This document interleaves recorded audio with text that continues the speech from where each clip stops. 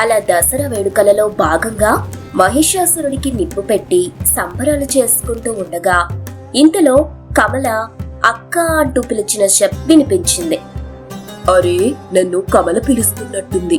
శ్వేత, నేను కమల దగ్గరికి వెళ్తున్నాను అంటూ అక్కడి నుండి మాయమైపోయింది మంచి దయ్యం. వెంటనే కమల ఇంటికి చేరుకుంది. ఏమైంది చెల్లెమ్మా? ఏం లేదక్కా, మిమ్మల్ని చూడక చాలా రోజులైంది కదా, అందులోనూ ఈరోజు దసరా పండుగ కదా, హ్యాపీగా నేను చేసిన వంటలు తిని వెళ్తారని పిలిచాను. ఓ అలాగా, ఇంకా నీకేదైనా సమస్య వచ్చింటుందేమోనని చాలా భయపడ్డాను. అలాంటిది ఏమీ లేదక్కా, రండి, ఇప్పటికే చాలా లేట్ అయింది, వంటలన్నీ రుచి చూసి చెప్పండి అనగానే కమల ఆనందం కోసం అన్ని వంటలు రుచి చూసి చాలా బాగున్నాయమ్మా. ఇంకా నాన్నెక్కడికి వెళ్ళాడు? చాలాసేపటి నుండి కనబడనే లేదు. నాన్నకి కొద్ది రోజుల నుండి హెల్త్ బాగోలేదక్కా, అదిగో పక్క రూంలో పడుకునున్నారు. మరి నాతో ఇన్ని రోజులు ఎందుకు చెప్పలేదు?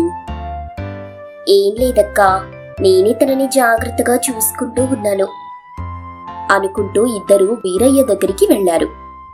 వీరయ్య మంచంలో పడుకొని ఉన్నాడు. దయ్యం వీరయ్య దగ్గరికి వెళ్ళగానే, ఇప్పుడు మీకు ఎలా ఉంది బాబాయ్? పర్వాలేదమ్మా. అమ్మా, నాకొక చిన్న సహాయం చేసి పెడతావా అని అడిగాడు వీరయ్య. అప్పుడు ఆ దయ్యం, ఏంటో చెప్పండి బాబాయ్, తప్పకుండా చేస్తాను. నేను ఇంకా ఎన్ని రోజులు బ్రతుకుతానో తెలీదు. నేను పోయాక కమలకి నువ్వే తోడుగా ఉండాలి. అలా అనకండి బాబాయ్, మీకేమీ అవ్వదు. ఈరోజు దసరా పండుగ, ఇలాంటివి మాట్లాడకండి అని చెప్తూ ఉండగానే బయటి నుండి ఏవో గోలగోలగా శబ్దాలొచ్చాయి. దాంతో ఆరోగ్యం బాలేని వీరయ్యకు కొంచెం ఇబ్బందిగా అనిపించింది. అప్పుడు దయ్యం కమలతో, ఏంటి ఆ గోలా? అదా, పక్కనే ఒక అల్లరి మూక ఉంది, రోజు ఇలాగే చేస్తున్నారు. ఈరోజు పండగ కదా, ఇంకా ఎక్కువ సౌండ్స్ పెట్టి గోలగోల చేస్తున్నారు. పద, వాళ్ళకొకసారి చెప్పొద్దాం అనుకుంటూ ఆ వ్యక్తుల దగ్గరికి వెళ్లారు. దయ్యం వాళ్ళకి కనిపించకుండా నిలబడి ఉంది. కమల వాళ్ల దగ్గరికి వెళ్లి, అన్నా, మా నాన్నకి ఆరోగ్యం బాగోలేదు, ఎక్కువగా శబ్దాలు చేస్తుంటే ఆయనకి కొంచెం ఇబ్బందిగా ఉంటుంది, మీరు కొద్దిగా ఈ గోల తగ్గిస్తే మంచిది అని చెప్పింది. అందుకక్కడున్న ఆ వ్యక్తి, మీకు అంత ఇబ్బందిగా ఉంటే తలుపులు వేసుకొని చెవిలో దూది పెట్టుకొని పడుకోండి, అంతేగాని మా అల్లరి మాత్రం ఆగదు అంటూ మైక్లో ఇంకొంచెం సౌండ్ పెంచాడు. వెంటనే దయ్యానికి కోపం వచ్చి అక్కడ ఉన్న మైక్ ని విసిరి కొట్టింది. దయ్యం కనిపించకపోవడంతో అది ఎలా పగిలిందో అర్థం కాలేదు అతనికి. కమలకి తెలుసు కాబట్టి చూసి నవ్వుకుంది. ఇక ఇద్దరూ అక్కడి నుండి వెళ్లిపోయారు. ఇదేదో మాయ చేసింది, దీన్ని ఊరికే వదిలిపెట్టకూడదు అనుకొని వాళ్ళు అక్కడి నుండి వెళ్లిపోయారు. దయ్యం కమల ఇంట్లో కూర్చొని ఇలా మాట్లాడుకుంటూ ఉన్నారు.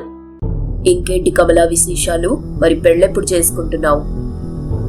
ఇప్పుడు నేను పెళ్లి చేసుకుంటే నాన్ననెవరు చూసుకుంటారక్కా, అందుకే ఇప్పుడే దాని గురించి ఏం ఆలోచించలేదు అని చెప్తూ ఉండగా ఇంతలో బయట ఆ అల్లరి మూక కమల ఇంటికి నిప్పంటించారు. ఇంట్లో కూర్చున్న కమల మరియు దయ్యానికి పైన ఏదో కాలుతున్న శబ్దం రావడంతో ఇద్దరు పరిగెత్తుకుంటూ బయటికి వెళ్లి చూశారు. ఇంటికి నిప్పంటుకుని ఉంది. పక్కనే ఆ అల్లరి ముక్క అక్కడి నుండి పారిపోతూ కనిపించారు. కమల భయపడి, అక్క, నాన్న లోపలే ఉండిపోయారు అనగానే వెంటనే దయ్యం ఇంట్లోకి వెళ్లి నాన్నని ఎత్తుకొని బయటకి పరిగెత్తుకుంటూ వచ్చింది. తన మాయాశక్తితో ఆ ఇంటిపైన పెద్ద వర్షం పడేలాగా చేసింది. వెంటనే మంటలు ఆరిపోయాయి. వాళ్ళిద్దరినీ ఇంట్లోకి పంపించి, కమల, నేనిప్పుడే మళ్ళీ వస్తాను అని ఇక అల్లరి మూకని వెతుక్కుంటూ వెళ్ళింది. వాళ్ళు రోడ్డు మీద పారిపోతూ ఉండగా వాళ్ళందరినీ పట్టుకుని ఇష్టం వచ్చినట్టు చితకబాదింది. వాళ్ళకి ఎవరు కొడుతున్నారో అర్థం కాక నరకం అనుభవించారు. తన రోజు ఎంతో ప్రేమగా అమ్మ అమ్మ అని పిలిచే మంచి దయ్యం ఒక మనిషి కాదు, దయ్యం అని తెలిసేసరికి చిన్నుకి పట్టలేని బాధ వచ్చింది. అలా కొద్ది రోజులు గడిచిపోయాయి. ఒకరోజు చిన్ను స్కూల్ నుండి ఇంటికొచ్చాడు. ఇంట్లో ఉన్న మంచి దయ్యంతో, అమ్మా, రేపటి నుండి నాకు స్కూల్ లేదు. అవునా, ఎందుకని చిన్ను? అని అడిగింది దయ్యం. మాకు రేపటి నుండి దసరా హాలిడేస్. ఇక నుండి నేను హాలిడేస్ బాగా ఎంజాయ్ చేస్తాను. అవును, ఇంకో 10 రోజుల్లో దసరా పండుగుంది కదా. ప్రతి దసరా పండుగ నేను మా అమ్మతో చాలా బాగా జరుపుకునేదాన్ని. ఇప్పుడు మా అమ్మ లేదు, నేను బతికిలేను అనుకుంటూ తనలో తాను బాధపడింది. అప్పుడు చిన్ను, ఎందుకమ్మా అలా బాధపడతావు? నీకు మేమందరం ఉన్నాం కదా. ఎప్పటిలాగే ఇప్పుడు కూడా ఈ దసరా పండుగను చాలా బాగా ఎంజాయ్ చేద్దాం, సరేనా అంటాడు. అందుకు ఆ దయ్యం తన బాధని ఆపుకుంటూ, సరే, ఈసారి దసరా పండుగ గ్రాండ్ గా సెలబ్రేట్ చేసుకుందాం అనుకుని అందరూ వెళ్లి పండగకు కావలసిన సరుకులు, కొత్త బట్టలు తెచ్చుకున్నారు. ఇంతలో దసరా పండుగ రాని వచ్చింది. ఆ రోజు దయ్యానికి నచ్చిన వంటలన్నీ చేసి పెట్టింది శ్వేత. అందరూ తినడానికి కూర్చుంటూ ఉండగా దయ్యం ఇలా చెప్పింది, మీ దగ్గర నేనొకటి దాచాను. అప్పుడు రాము, ఏంటక్కాది? ఇవాళ నా పుట్టినరోజు కూడా. అవునా, హ్యాపీ బర్త్డే అక్క. అయినా ముందే ఎందుకు చెప్పలేదక్కా? ఏమో, ఇక బర్త్డేలు చేసుకోవడం ఇష్టం లేదు, అందుకే చెప్పలేదు. అమ్మా, ఈ రోజు రాత్రి అమ్మతో మనం కేక్ కట్ చేద్దాం, సరేనా? సరే సరే, అలాగే చేద్దాం అనుకుని ఆ రోజు రాత్రి మంచి దయ్యంతో కేక్ కట్ చేయించి ఆ రోజే తన బర్త్డేని కూడా గ్రాండ్ గా సెలబ్రేట్ చేస్తారు. మంచి దయ్యం చాలా రోజుల తర్వాత తన బర్త్డే చేసుకోవడం తనకు చాలా ఆనందాన్ని ఇస్తుంది. నేను ఈ రోజు ఎప్పటికీ మర్చిపోలేను. ఎన్నో రోజుల తర్వాత నా పుట్టినరోజు ఇలా మీతో జరుపుకోవడం నాకు ఆనందంగా ఉంది అంటూ చాలా ఆనందపడింది.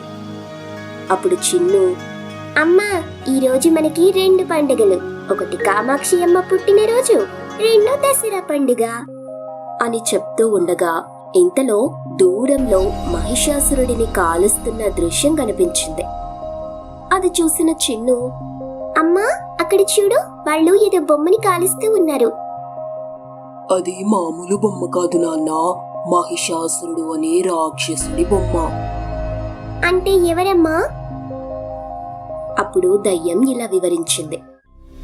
పూర్వం మహిషాసురుడు అనే ఒక భయంకరమైన రాక్షసుడు ఉండేవాడు.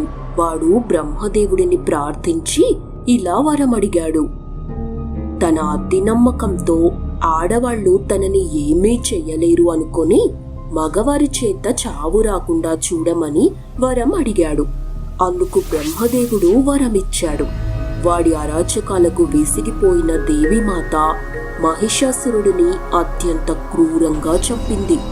ఆ రోజు నుండి ఇలా దసరా పండుగని జరుపుకుంటారు అని దసరా పండుగను ఎందుకు జరుపుకుంటారో మొత్తం వివరించింది.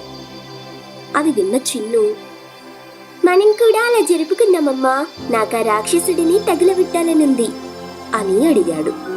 అందుకు మంచి దయ్యం ఒక రాక్షసుడి బొమ్మను తీసుకొచ్చి చిన్ను చేత నిప్పు పెట్టించింది. అలా ఆ దసరా పండుగని సంతోషంగా జరుపుకున్నారు.